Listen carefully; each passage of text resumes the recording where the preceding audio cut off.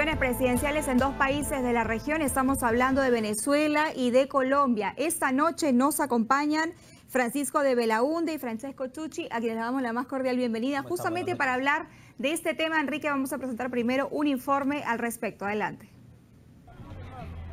En una semana se dieron dos comicios presidenciales en Sudamérica. Hoy Colombia vivió elecciones históricas al realizarse sin la amenaza de las FARC.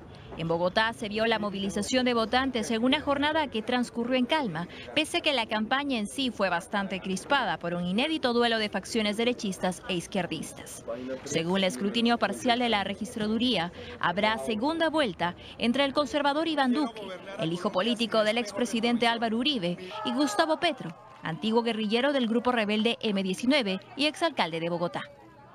Duque, quien era el favorito en las encuestas, dirigió su discurso contra el proceso de paz, prometiendo modificar los términos de ese acuerdo y encarcelando a los ex rebeldes por crímenes de guerra. Desde la izquierda, los críticos de Duque han advertido que su presidencia será equivalente a un tercer mandato de Uribe. Aunque el expresidente es bastante popular entre los colombianos por mejorar la seguridad, también se le adjudican violaciones de derechos humanos durante su mandato. La opción para los colombianos es Gustavo Petro, cuya plataforma populista lo llevó a ser comparado por sus críticos con el fallecido presidente venezolano Hugo Chávez, de quien Petro era admirador. Aunque el candidato señaló en sus últimas intervenciones que el modelo económico venezolano actual no funciona y se presentó como un firme adversario de Nicolás Maduro, muchos lo ven con escepticismo. Miren Venezuela y ahí ven el espejo de lo que significa una economía extractivista. Los venezolanos, cuando les crece el precio, se creen ricos, pero cuando el precio se desploma, resulta que no tienen con qué comer. Otro aspecto que se le criticó es su apoyo al proceso de paz con los exguerrilleros de las FARC, quienes por primera vez no boicotearon esta elección, sino que participaron de ella como nuevos electores, tras fracasar su postulación. Recordemos que su principal candidato, el excomandante Rodrigo Londoño, alias Timochenko, tuvo que retirarse de la contienda por problemas de salud, pero acudió a votar. En ese contexto queda no solo definir al sucesor de Juan Manuel Santos, sino el futuro del frágil acuerdo de paz suscrito con los exguerrilleros de las FARC. Y en Venezuela, así se oficializó la reelección del presidente Nicolás Maduro hasta el 2025, en unas elecciones cuestionadas no solo por detractores nacionales, sino por el mundo entero. Los gobiernos del Grupo de Lima fueron los primeros en desconocer los resultados ante la falta de garantías democráticas. Lo mismo hizo la OEA. La oposición venezolana poco pudo hacer para exigir una justa batalla. Para los especialistas, su error fue la debilitada unidad que proyectaron y la postura particular de sus integrantes. Los partidos de la coalición Mesa de la Unidad Democrática desistieron de ir a las urnas o sentarse a dialogar con el gobierno. Después se conoció que el opositor Henry Falcón se postularía, lo que generó un clima de confusión. En ese contexto, Estados Unidos anunció nuevas sanciones económicas contra el régimen por los resultados electorales. Esto motivó la ira de Maduro, quien solicitó la salida del país de los últimos diplomáticos norteamericanos.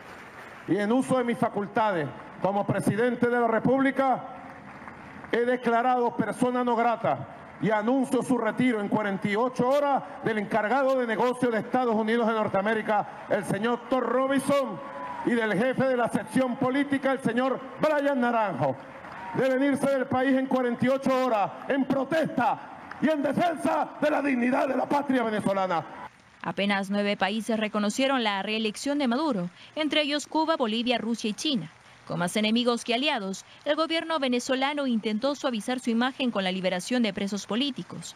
Una de ellas, si no la más importante, fue la del estadounidense Joshua Hall y su esposa venezolana Tamara Caleño, ambos detenidos por casi 2 años, acusados de conspirar contra Maduro. Aunque la liberación de Hall simbolice para el régimen venezolano un gesto de humanidad, Washington ha sido enfático en decir que mantendrá las sanciones contra Caracas hasta que la democracia regrese al país caribeño. Bien, y bueno, Perla, los resultados al cierre, ¿no?, de este programa nos da aproximadamente Iván Duque, efectivamente el candidato uribista, con alrededor de casi 40%, 39% de los votos. Petro, el candidato de izquierda, 25%, y les comentaba a nuestros invitados fuera de cámaras, fundamental ahora, Sergio Fajardo, 23%, apenas un punto lo separa del segundo candidato. Fajardo es un perfil, él fue un alcalde de Medellín, pues, ¿no? Y se forma ahí, y entiendo yo, su plataforma ha sido más o menos la de centro. Sí, así es. ¿No? En realidad él, digamos, se hizo conocido justamente como alcalde de Medellín, una buena gestión, fue muy aplaudido, ¿no? Y hace un año él era el favorito, o sea, él curiosamente después se cayó en las encuestas, pero tenía una remontada muy interesante en los últimos días y le ha permitido prácticamente arañar el segundo puesto. Yo creo que, como estábamos conversando hace un rato, muy probablemente de haber llegado él al segundo lugar, probablemente se convertiría, digamos, en el favorito casi para ganarle a Duque. Era un candidato potable para un balotaje. Una cosa, en Colombia veían esta elección un poco como cuando se veía acá en el Perú la elección entre Keiko Fujimori y Ollanta Humala, ¿no? Había un poco como la gente veía que era votar entre el SIDA y el cáncer para emplear la expresión de Vargas Llosa. Entonces ahí en Colombia decían, pero ¿por qué no podemos tener una segunda vuelta que sea potable, ¿no? Al final pues se ha dado esta segunda vuelta tan temida, tan polarizante, y probablemente con Fajardo no habría sido así. Mucha gente está esperando que alguien como Fajardo llegara a la segunda vuelta, pero no ha sido segunda así. Vuelta con fecha 17 de junio, las primeras declaraciones que ha dado Duque, todos dicen que es el que se la va a llevar, digamos, con mayor facilidad, en todo caso, ya ha mostrado las ganas de acercarse a Fajardo, ¿no es cierto?, para, obviamente, ganar con amplia mayoría. Claro, porque la idea ahora es interceptar al electorado moderado de Fajardo. Esa es la tarea que tiene Duque y que supuestamente debería tener también Petro, solo que se hace mucho más difícil por él, por su programa. Porque si vamos a ver los programas de los dos candidatos que irán al balotaje, son opuestos. Ese es el punto central. Entonces, el electorado moderado puede ser que vea de una manera mucho más factible un programa de derecha como lo de Duque. El programa de Petro puede espantar, porque Petro, claro, no se ha propuesto como un revolucionario, como un candidato que quiere una revolución socialista, no. Pero ¿qué quiere hacer él? Quiere cambiar la matriz económica del país.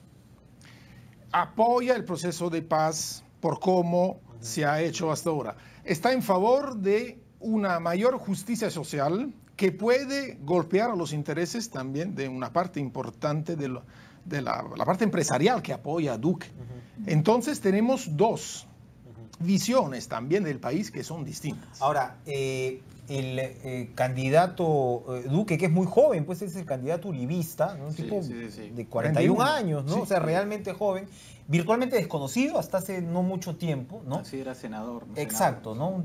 Pero digamos que Colombia, si lo diferenciamos con el Perú, tienes una, digamos, burguesía acomodada más establecida que en un país como el nuestro. Tienes una clase media tradicional, ¿no? Claro. Más asentada. Así es. Entonces, claro, un discurso como el de Petro, que sin duda tiene peso. Esa es la otra. En todos nuestros países a la izquierda se la quieren soslayar y mira el tipo de votación que puede llegar a tener. Pero claro, cuando hablas de desmontar el modelo de economía extractivista, pues eso suena al infierno para una buena parte del electorado, para un país como el colombiano, ¿no? Claro, no, más en gran parte, bueno, se le asocia también a Chávez, ¿no? A Maduro, a pesar que él ha querido desmarcarse un poco, pero evidentemente la cercanía ideológica está ahí, ¿no? Y eso evidentemente, por eso es que es mucho más probable que vaya a ganar Duque, que vaya a ganar Petro. No hay que olvidar también que en ese contexto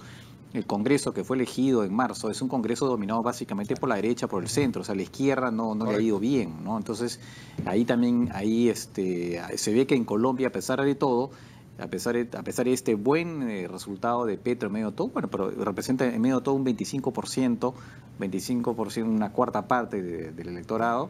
Probablemente se le van a plegar algunos también que vienen de Fajardo y de otros lugares, de otros eventualmente microcandidatos, pero Colombia está situado políticamente tomando del centro hacia la derecha mayoritariamente, ¿no? Entonces, por eso que para él el tema es mucho más complicado. Ahora, yo quería hablar un poco del factor Uribe, ¿no? El factor Uribe, que es importante en la política colombiana, que de hecho ha servido para que Duque saque, ¿no es cierto?, mayor ventaja. Pero además en esa línea, lo que ha dicho Duque, ¿no? Nosotros fuimos al plebiscito y ganamos con el no. Él ha dicho claramente, no vamos a cambiar del todo lo que se ha llegado con las FARC, pero sí que vamos a impulsar algunas reformas de ese acuerdo, porque no están de acuerdo con ciertas cosas hechas por Juan Manuel Santos. Sobre todo la participación en el Congreso de ex integrantes de las FARC. Eso es un punto crucial que Duque quiere eliminar. Ellos tienen una cuota de cuántos son poquitos al final, ¿no? Pero es una sí, cuota no es una cuota significativa, pero es significativa, sí, me parece 6, no es una cuota tan alta, solo que es simbólica. Claro. Se trata también de un tema simbólico. Sin embargo, yo quiero evidenciar dos cosas importantes. Uno, en este proceso electoral de primera vuelta hemos tenido la participación más alta. En un país con voto voluntario. Exacto, eso hay que correcto, porque ¿no? Si vamos a ver Venezuela, hacer una comparación de la abstención es diametralmente opuesta. En el caso de Colombia, ha participado el 53% del electorado, que es un récord. Es un récord por el país, porque el electorado colombiano es muy volátil, como suele, claro, como suele ocurrir en estos... En el periodo 1978 hasta el 2010, el promedio en las elecciones era del 45%. Entonces, parece un éxito de participación, honestamente. Sobre todo si consideramos Venezuela.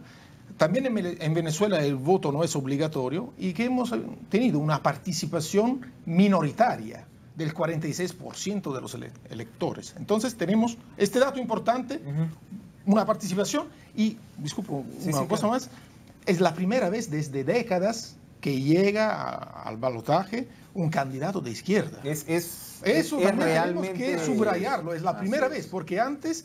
Los procesos, novedoso. Claro, novedoso porque los procesos electorales estaban afectados por la violencia política y por la presencia de las FARC. En Colombia hubo toda una generación de líderes de izquierda que fue asesinada por paramilitares. Correcto, ¿no? Entonces, digamos que toda esta promoción política desapareció. Claro. Ellos están volviendo a entrar al ruedo con todo y Petro es su líder desde hace años. Pero precisamente con respecto a lo que habla Francesco, el tema Venezuela.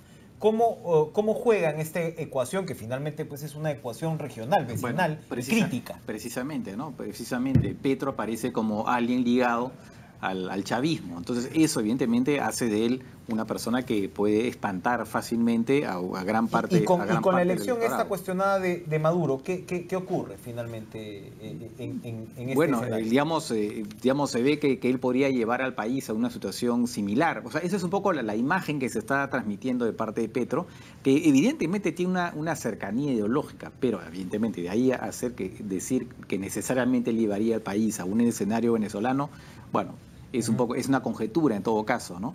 Pero él aparece efectivamente para mucha gente como como el candidato que sería el candidato del chavismo ¿cómo se llama? En Colombia, ¿no? Duque quiere retirarse de la UNASUR, ¿no es cierto? En su opinión, la UNASUR ha favorecido a Hugo Chávez. Y por otro lado está el otro tema complicado para Colombia y es el éxodo de venezolanos, porque de la región es el país que mayor cantidad de venezolanos recibe, me parece que es más de 1 millón de venezolanos en la actualidad. Sí. Entonces, una de las propuestas de Duque es justamente promover algún programa de estatus de protección temporal en otros países de la región, no solamente en Colombia, para que no sea solo Colombia el país que más absorbe, ¿no es cierto?, la mayor cantidad de venezolanos. ¿Qué ocurre? ¿Qué ocurre con Venezuela a partir de ahora? ¿Hay salida? En Venezuela, bueno, la pregunta tiene una respuesta muy difícil. Porque si vamos a ver y analizamos el proceso electoral, hemos visto cómo la Unión Europea lo ha cuestionado. Y no solo, también Estados Unidos. La reacción de Maduro ha sido rápida, ¿no? Con la expulsión del representante económico de Estados Unidos. Y no solo. Se está arrinconando más el régimen venezolano. Yo quiero evidenciar un tema importante. Cuando se consideran las elecciones en Venezuela, porque muchas veces se ha dicho, no, pero el proceso electoral parece que no ha sido limpio. Sin embargo, tenemos que considerar 4 elementos fundamentales. Y yo quiero acordar lo que decía un politólogo que era un peso pesado en temas electorales, que era Robert Dahl. Dahl que decía que en una democracia las elecciones ¿cómo deben ser?